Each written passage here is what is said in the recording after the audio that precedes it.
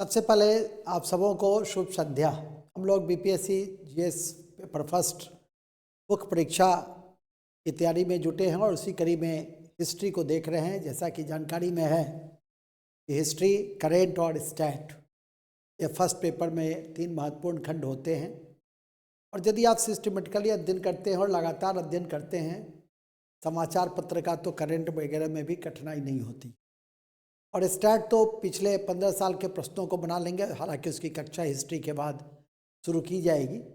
और करंट तो वो तो परीक्षा तक आपकी चलती रहेगी। करंट को तो हमेशा अपडेट करते रहने की ज़रूरत होती है। इसी क्रम में हम लोग कल की रिकॉर्डिंग क्लास जो मैंने दी थी, भारत छोड़ो आंदोलन किस पृष्ठभूमि में वो उत्पन्न हुआ और इसके बाद उसका प्रसार कहाँ हुआ और किस किस सामाजिक वर्गों ने हिस्सा लिया था, इसकी मैंने चर्चा की थी। आप लोग को यह भी ध्यान में होगा कि क्रिप्स मिशन की विफलता और द्वितीय विश्व युद्ध से उत्पन्न परिस्थितियों के आलोक में ये भारत छोड़ो आंदोलन जो उत्पन्न हुआ वो एक निर्णायक आंदोलन था और गांधी जी का अंतिम बृहद स्तर पर चलाए जाने वाला आंदोलन। हालांकि इस आंदोलन के शुरुआती दिनों में ही ऑपरेशन जीरो आवर के तहत कांग्रेस के सभी तमाम बड़े नेताओं को गिरफ्तार कर लिया गया, लेकिन उसके बावजूद आंदोलन चलते रहे। समाजवादियों के हाथों में आंदोलन का बागडोर रहा। वो सब की बड़ी चर्चा मैंने कल की कक्षा में आपके समक्ष की है। साधारणतः जो क्वेश्चन बीपीएससी में पूछे जाएंगे वो विभिन्न सामाजिक वर्गों की भूमिका या उसके क्या कारक तत्व थे, इस परिस्थिति में भारत छोड़ो आंदोलन का उदय हुआ, और दूसरा जो सबसे इम्पॉर्टेंट है वो बिहार की भूमिका। और इसको हम एक एक करके आपको लिखाएंगे। जैसा कि आपकी जानकारी में मैं दे दूं कि भारत छोड़ो आंदोलन की यदि बिहार की भूमिका के संदर्भ में देखेंगे तो जब 8 अगस्त, इसे अगस्त क्रांति के रूप में भी देखते हैं, और 8 अगस्त 1942 को जब मुंबई के कांग्रेस अधिवेशन में भारत छोड़ो आंदोलन का प्रस्ताव पारित हुआ और 9 अगस्त की सुबह जब सभी बड़े नेताओं को रात में ही गिरफ्तार कर लिया गया, तो राजेंद्र बाबू को भी पटना के कमिश्नर आर्चर के आदेश पर गिरफ्तार कर लिया गया और बांकीपुर जेल भेज दिया गया, जिसका छात्रों ने प्रबल विरोध किया। पहले बातों को सुन लेंगे, इसके बाद एक एक करके आराम से लिखाएंगे, चिंता न करें। और इसी क्रम में फिर बलदेव सहाय जो एडवोकेट जनरल के पद पे थे, उन्होंने भी इस्तीफा दे दिया। और फिर 11 अगस्त को जो सबसे महत्वपूर्ण है तो वह पहला पड़ाव जो 9 अगस्त की सुबह हुए। लेकिन बिहार में भारत छोड़ो आंदोलन को जो याद रखा जाता है, ये राजेंद्र प्रसाद और बलदेव सहाय तो प्रारंभिक चरण में थे ही, लेकिन जो दूसरा दिन, जो दूसरे कड़ी में हम लोग तथ्यों का जिस विश्लेषण करेंगे जिस बिंदु पर, वो है 11 अगस्त, जो सबसे क्रांतिकारी प्रयास थे आंदोलनकारियों के द्वारा, लेकिन सरकार के दमनकारी नीति के फलस्वरूप छात्रों के एक जुलूस पर जब सचिवालय भवन के सामने वो तिरंगा फहराना चाह रहे थे, तो कमिश्नर आर्चर के आदेश पर पुलिस ने गोली चलाई और 7 विद्यार्थी शहीद हो गए, जिसमें उमाकांत सिंह, रमाकांत सिंह, देवीपत चौधरी, सतीश प्रसाद झा, राजेंद्र सिंह, जगपति कुमार, ये सब ऐसे नाम थे जिनको आपको याद रखना है। इस गोलीकांड के विरोध में फिर 12 अगस्त को प्रदर्शन हुए, पटना में हड़ताल हुए, और उसी समय जगत नारायण लाल की अध्यक्षता में प्रस्ताव पारित हुआ कि संचार सुविधाओं को ठप कर दिया जाए ताकि सरकार के कार्य शिथिल हो सके। परिणाम स्वरूप रेल की पटरी उखाड़ दी गई और जितने भी सार्वजनिक प्रतीक चिन्ह थे, टेलीफोन की लाइन इत्यादि को भी जो आंदोलनकारी थे उन्होंने तहस नहस कर दिया। तो ये तो दूसरा भाग है। और तीसरे भाग के रूप में जानकारी में रहनी चाहिए, और दमनकारी नीति वगैरह तो रही। तीसरे भाग के रूप में जो सबसे महत्वपूर्ण रहा वो आज़ाद दस्ता का गठन। बिहार में आज़ाद दस्ता का गठन विशेष रूप से सरकार के विरोध में संगठित रूप से तोड़ फोड़ के उद्देश्य से जब प्रकाश नारायण की अध्यक्षता में नेतृत्व में यह आंदोलन का जो स्वरूप था वो शुरू हुआ, और राजविलास के जंगल में 1943 में आज़ाद दस्ता का गठन, और इसमें कई युवकों को, विशेषकर 25 युवकों को ट्रेनिंग दी गई। और आज़ाद दस्ते का मुख्य काम था कि औद्योगिक प्रतिष्ठान, यातायात की जो साधन थे उसको क्षति पहुंचाना, और इस तरह से ब्रिटिश जो कार्य थे उसको बाधित करना। साधारण तोड़ फोड़ था, इस कड़ी में अग्निकांड थी, रासायनिक पदार्थ का प्रयोग था, और फिर नेपाल में आयोजित आज़ाद दस्ते के ही जो कार्यवाही थे उससे प्रोत्साहित होकर भागलपुर और बिहार के पूर्णिया में इस तरह के संगठन की आवश्यकता पड़ी और जगत आपके जयप्रकाश नारायण ने भूमिगत गतिविधियों के द्वारा के संपर्क में रहे और सक्रिय रहे। सुभाष चंद्र बोस से भी संपर्क बनाने की कोशिश की गई आंदोलनकारियों के द्वारा और इस तरह से यह आंदोलन अपने जो तत्कालिक उद्देश्य थे उसमें वो सफल रहे। तो बिहार की भूमिका को इसी 3 परिप्रेक्ष्य में हमें याद रखने की जरूरत है। तो ध्यान रखिएगा कि हम लोग यहीं से आरंभ करना चाहेंगे। यहाँ किसी भी तरह की कोई हम लोग डिस्कशन नहीं करेंगे कि जो अखिल भारतीय स्तर पे क्या हुआ, चूँकि अखिल भारतीय स्तर पर कल ही मेरे द्वारा सारी बातें बताई गई थी कि किस परिस्थिति में आंदोलन शुरू हुआ था और आंदोलन के जो विभिन्न आयाम थे 3 आयाम आंदोलन के मुख्य रूप से जाने जाते हैं। जैसे प्रथम चरण में यदि देखा जाए तो यह शहरों तक ही, बड़े बड़े शहरों तक, जैसे मुंबई है, पुणे है, अहमदाबाद है इत्यादि क्षेत्रों में इस तरह की गतिविधियां हुई। आंदोलनकारियों ने हिंसा भी किया, सार्वजनिक संपत्ति को क्षति पहुंचाई और पुलिस के प्रति हिंसा और प्रदर्शन ये दोनों चीज़ किए गए। साथ ही कारखाना के मिलों में, कारखाना में भी हड़ताल वगैरह किया गया, विशेषकर अहमदाबाद वगैरह। तो ये तो पहला चरण था। दूसरा चरण यदि भारत छोड़ो आंदोलन का यदि देखा जाए तो ग्रामीण स्तर पर यह आंदोलन आगे बढ़ा और वहाँ समानांतर सरकारें बनी। जैसा कि आप लोग की जानकारी में मैंने पूर्व के दिनों में दिया है, कल इस कई जगह समानांतर सरकारें बनी, विशेषकर बलिया, सतारा और तामलुक में। सतारा की सरकार सबसे ज़्यादा दीर्घजीवी रही जो बीबी चौहान के नेतृत्व में थी। इसी तरह अहमदाबाद में भी समानांतर सरकारें बनी और इस कड़ी में आंदोलन को आगे बढ़ाया गया। फिर तीसरे चरण में जो मुख्य बिंदु थे वो भूमिगत होकर आंदोलन के स्वरूप क्रांतिकारी रूप में नजर आए और इसमें मुख्य रूप से जो नेतृत्वकर्ता थे अच्युत पटवर्धन, अरुणा आसफ अली, जयप्रकाश नारायण इत्यादि और बम्बे के विभिन्न क्षेत्रों में भी रेडियो का प्रसारण शुरू हुआ जिससे कि लोगों को में चेतना लाई जा सके और इस तरह से ये तीनों चरण अखिल भारतीय स्तर पर संपन्न हुआ। लेकिन हमारी आज की जो परिचर्चा है वो मुख्य रूप से बिहार के विशेष संदर्भ में है और बिहार के विशेष संदर्भ में ही हम उसे वर्णित करने का प्रयास करेंगे। तो स्टार्ट करते हैं। भारत छोड़ो एक लाइन लिख देंगे।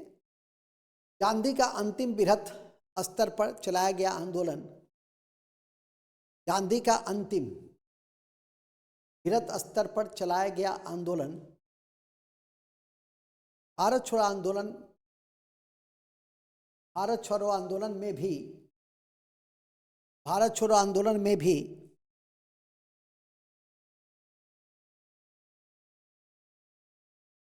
क्रांतिकारियों की भूमिका, क्रांतिकारियों की भूमिका, भारत छोड़ो आंदोलन में क्रांतिकारियों नहीं, बिहार की भूमिका, बिहार के आंदोलनकारियों की भूमिका, बिहार में आंदोलनकारियों की भूमिका उल्लेखनीय रही, उल्लेखनीय रही।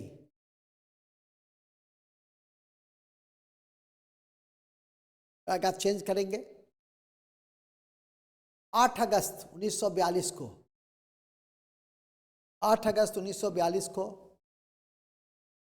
मुंबई कांग्रेस अधिवेशन में, 8 अगस्त 1942 को मुंबई कांग्रेस अधिवेशन में भारत छोड़ो प्रस्ताव पारित हुआ, भारत छोड़ो प्रस्ताव पारित हुआ। 9 अगस्त 1942 को, 9 अगस्त 1942 को राजेंद्र प्रसाद को, राजेंद्र प्रसाद को पटना के तत्कालीन कमिश्नर, पटना के तत्कालीन कमिश्नर आर्चर, आर्चर के आदेश पर गिरफ्तार किया गया और उन्हें बांकीपुर जेल में रखा गया, और उन्हें बांकीपुर जेल में रखा गया, और उन्हें बांकीपुर जेल में रखा गया। आप लोग पीटी में भी पढ़ते हैं कि लिखना नहीं है, सुन लेना है कि गांधी जी, कस्तूरबा और भूलाभाई देसाई इत्यादि को आगा खां पैलेस में पूना में रखा गया था, जबकि जवाहरलाल नेहरू को अल्मोड़ा जेल में और राजेंद्र प्रसाद को बांकीपुर जेल में। मौलाना अब्दुल कलाम आज़ाद को बांकुड़ा जेल में रखा गया था, जबकि जयप्रकाश नारायण को हजारीबाग में रखा गया था। और कांग्रेस कार्यकारिणी के कई महत्वपूर्ण सदस्यों को अहमदनगर के किले में रखा गया। ये सब तो ऐसे भी याद रहता है। तो यहाँ आपको याद रखना है कि राजेंद्र प्रसाद को गिरफ्तार करके बांकीपुर जेल में रख दिया गया, जिसका छात्रों ने प्रबल विरोध किया। इस गिरफ्तारी का छात्रों ने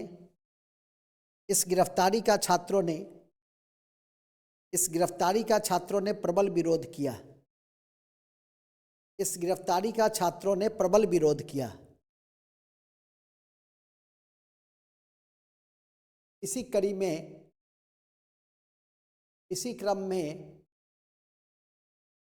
क्रम में बलदेव सहाय ने महाधिवक्ता के पद से इस्तीफा दे दी। महाधिवक्ता के पद से इस्तीफा दे दिया। महाधिवक्ता के पद से इस्तीफा दे दिया। महाधिवक्ता के पद से इस्तीफा दे दिया। ये पहला आउटलाइन है जिसको आप लिखें। पहला में लिखते समय राजेंद्र प्रसाद याद रखेंगे और बलदेव सहाय, फिर पैराग्राफ चेंज करेंगे। इसी क्रम में 11 अगस्त को उत्साही छात्रों के एक जुलूस पर, ऐसे लिख देंगे 11 अगस्त को, इसी कड़ी में 11 अगस्त को उत्साही छात्रों के जुलूस जो सचिवालय भवन की विधायिका पर तिरंगा फहराने की कोशिश कर रहे थे, कमिश्नर आर्चर के आदेश पर पुलिस के गोली के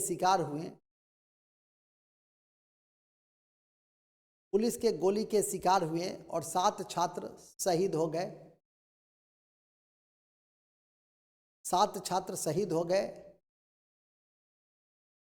उमाकांत सिंह, सबका नाम जरूर लिख देंगे जब बिहार की भूमिका पूछेगा तो। उमाकांत सिंह, रमाकांत सिंह, राम गोविंद सिंह, जगपति कुमार,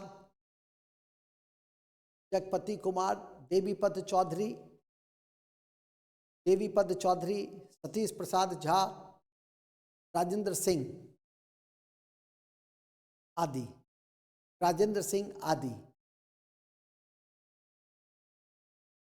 इतिहास में इसे सचिवालय गोलीकांड के नाम से जाना गया। इतिहास में इसे सचिवालय गोलीकांड के नाम से जाना गया।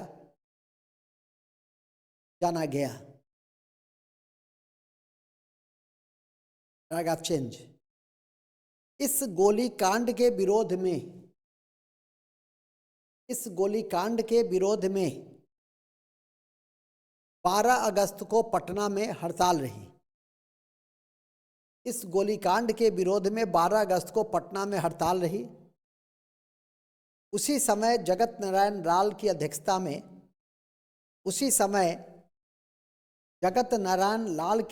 में प्रस्ताव पारित किया गया कि सभी संचार सुविधाओं को ठप किया जाए ताकि सरकार के काम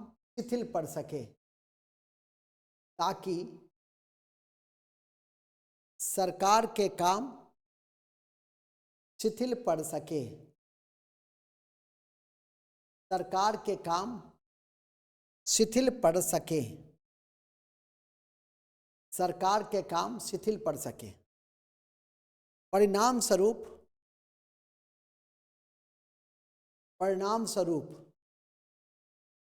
रेल की पटरियों, टेलीफोन की लाइनें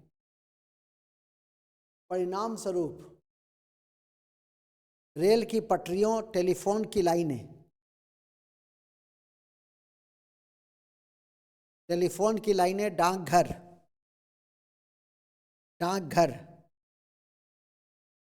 रेलवे स्टेशन, रेलवे स्टेशन, सरकारी इमारत इत्यादि को क्षति पहुंचाया गया। सरकारी इमारत इत्यादि को क्षति पहुंचाया गया, क्षति पहुंचाया गया।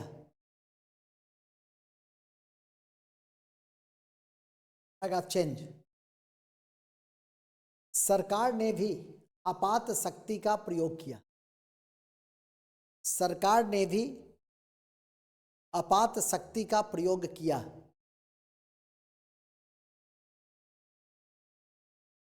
आपात शक्ति का प्रयोग किया। इसके बाद भी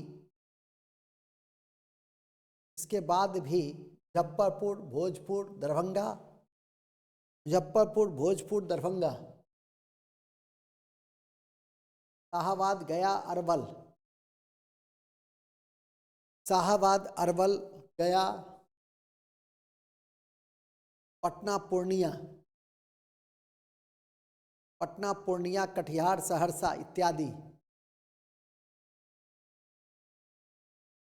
इत्यादि जगहों पर हिंसक घटनाएं हुए, हिंसक घटनाएं हुए, हिंसक घटनाएं हुए। ये दूसरे स्टेंजा को एक्सप्लेन करेंगे। पहला स्टेंजा था राजेंद्र प्रसाद और बलदेव सहाय। दूसरा स्टेंजा सचिवालय गोलीकांड और उसका विरोध। ध्यान रखिएगा, एकदम क्लियर कट रोड मैप रखिए। और उसके बाद तो एक्सप्लेनेशन है, तथ्य तो है नहीं, जो जो शहर में हुए और जो जो कृत्य किए गए, तो एक दो बार पढ़ लीजिएगा, ऐसे ही ध्यान रहेगा। और तब तीसरा स्टेंजा क्या होगा? आज़ाद दस्ता की भूमिका। कभी कभी ये भी पूछ देता है कि भारत छोड़ो आंदोलन की बिहार में भूमिका, आज़ाद दस्ते के विशेष संदर्भ। तो आज़ाद दस्ता तो ऐसे भी लिखते हैं, तो उसको अथवा विशेष संदर्भ दिखाइएगा। अभी जो मैं बता रहा हूँ आज़ाद दस्ता के विशेष संदर्भ में ही दिखा रहा हूँ। अब पैराग्राफ चेंज करेंगे, लिखेंगे इस संघर्ष में लोकनायक जयप्रकाश नारायण ने महत्वपूर्ण भूमिका निभाई। लोकनायक जयप्रकाश नारायण ने महत्वपूर्ण भूमिका निभाई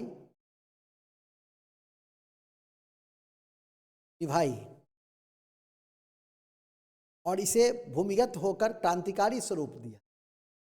और इस आंदोलन को भूमिगत होकर क्रांतिकारी स्वरूप दिया,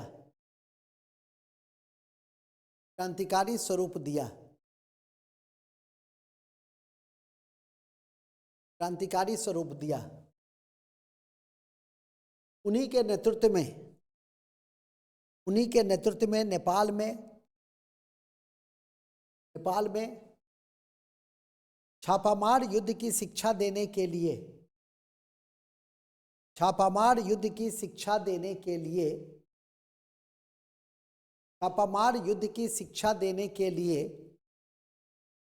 आजाद दस्ते का गठन किया गया। आजाद दस्ते का गठन किया गया और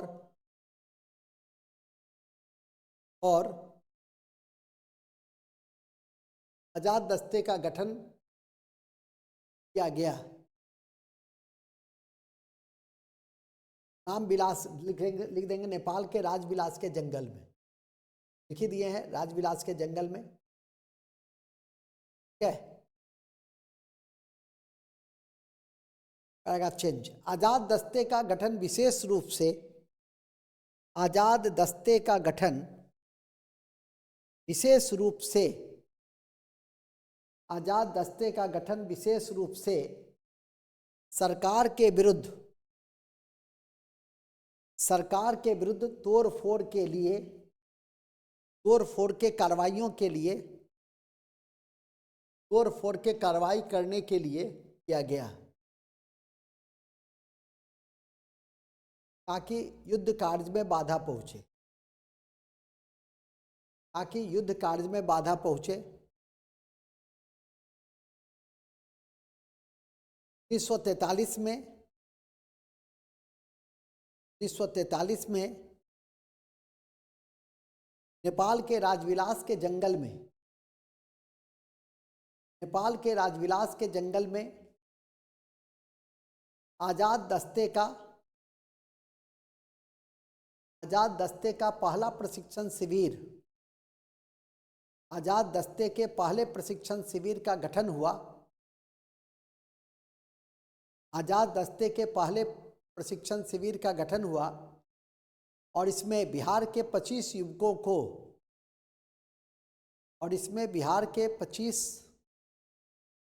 को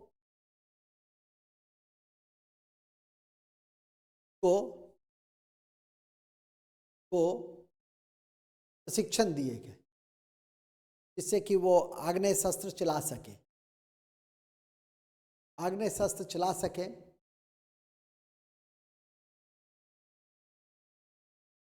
इस दस्ते के निदेशक या संचालक, इस दस्ते के निदेशक और संचालक नित्यानंद सिंह थे। इस दस्ते के निदेशक और संचालक नित्यानंद सिंह थे। पैराग्राफ फिर चेंज करेंगे। इसके अतिरिक्त आजाद दस्ते के सदस्यों को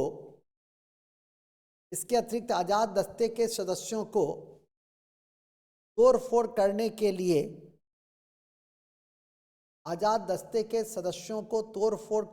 लिए तीन तरह की शिक्षा दी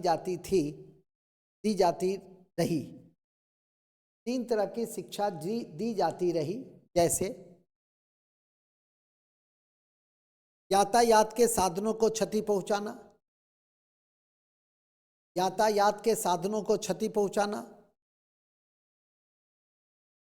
औद्योगिक प्रतिष्ठानों को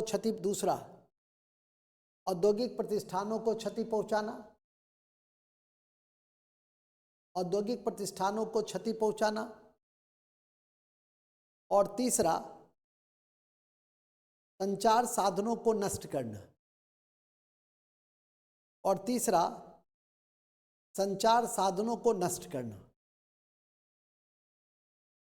संचार साधनों को नष्ट करना। ठीक है, इसके लिए तीन तरह के उपाय किए। इसके लिए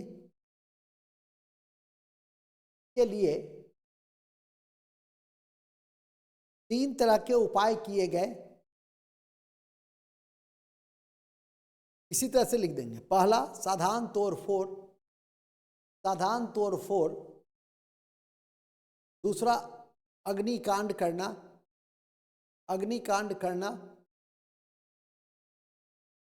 और तीसरा रासायनिक पदार्थ या विस्फोट का प्रयोग करना।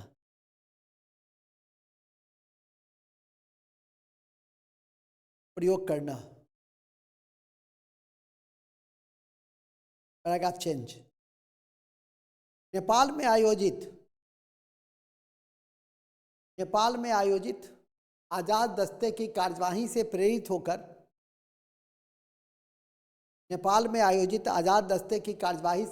होकर बिहार के भागलपुर और पूर्णिया में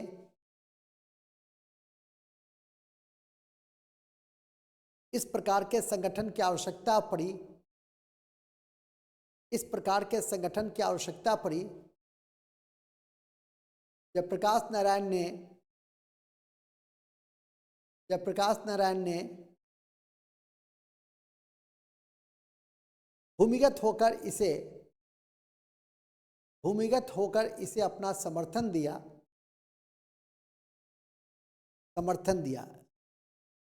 यद्यपि आंदोलनकारियों ने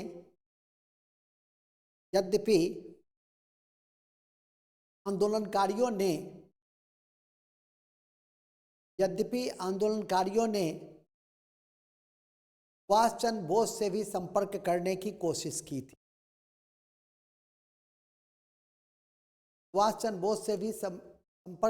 कोशिश की थी।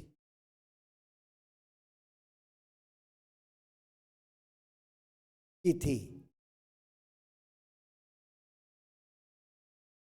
जयप्रकाश चेंज क्या उसी में लिख देंगे?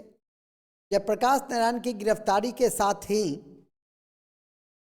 जयप्रकाश नारायण के गिरफ्तारी के साथ ही यह आंदोलन, जयप्रकाश नारायण के गिरफ्तारी के साथ ही यह आंदोलन, यह आंदोलन शिथिल पड़ गया, यह आंदोलन शिथिल पड़ गया, यह आंदोलन शिथिल पड़ गया। बस निष्कर्ष पे गया तो वही लिखेंगे जो कल की टॉपिक में थे। तो जब आपकी परीक्षा में, ध्यान रखिए, सुन लीजिए, जब आपकी परीक्षा में पूछे बिहार की भूमिका तो सबसे पहले थोड़ा सा भारत छोड़ो आंदोलन के विषय में बताएंगे और फिर भारत छोड़ो आंदोलन की परिस्थितियों के विषय में थोड़ा बता देंगे, थोड़ा थोड़ा लिख देंगे और तब थोड़ा स्वरूप को दिखा देंगे, थोड़ा सा भागीदारी को दिखा देंगे और तब बिहार के विशेष भूमिका को 3 भागों में बांट करके देख लेंगे और इन सब का एक प्रेजेंटेशन बना देंगे। तो प्रेजेंटेशन से जो देखने वाले हैं वो बेहतर तरीके से उसको देख पाएंगे और एक आध 2 नंबर की जो अतिरिक्त बेनिफिट है उसका लाभ आप लोग को मिल जाएगा। तो यही थी बिहार की भूमिका हमारी। इसी क्रम में एक और आज संक्षिप्त कक्षा में बिहार में शिक्षा का, पाश्चात्य शिक्षा के विकास को हम पॉइंट आउट करेंगे सिर्फ, और आपसे अपेक्षा करेंगे कि आप उसे लिख कर हमें भेजिए, ठीक है कि नहीं। और मैं अगले सप्ताह जितना हिस्ट्री पढ़ाया उसका एक टेस्ट भी लूँगा। जो गंभीर छात्र हैं, ठीक है, वो निश्चित रूप से आकर दें और उस पर थोड़ा मेहनत करें। जितना आप पढ़े हैं पर जब तक आप लिखने का अभ्यास नहीं करिएगा तो फिर उसका कोई बहुत ज़्यादा मायने मतलब नहीं होता है, ठीक है कि नहीं। लिखने के लिए अभी भी बहुत सारी चीज़ लिख सकते हैं कि इससे ज़्यादा आप सर्टेन टाइम के भीतर लिख भी नहीं सकते, और इतना आप लिख देंगे तो फिर आपको आगे बढ़ने से कोई नहीं रोक सकता है। तो इस तरह से इन चीज़ों को ध्यान में रखेंगे तो ये आज की कक्षा का ये जो पहला भाग था कि बिहार में भूमिका भारत छोड़ो आंदोलन की, वो समाप्त। अब हम लोग चलते हैं दूसरे भाग में, और दूसरा भाग है बिहार में पाश्चात्य शिक्षा का विकास। ठीक है, 2 मिनट केवल मैं ब्रेक लेना चाहूँगा, उसके बाद मैं शुरू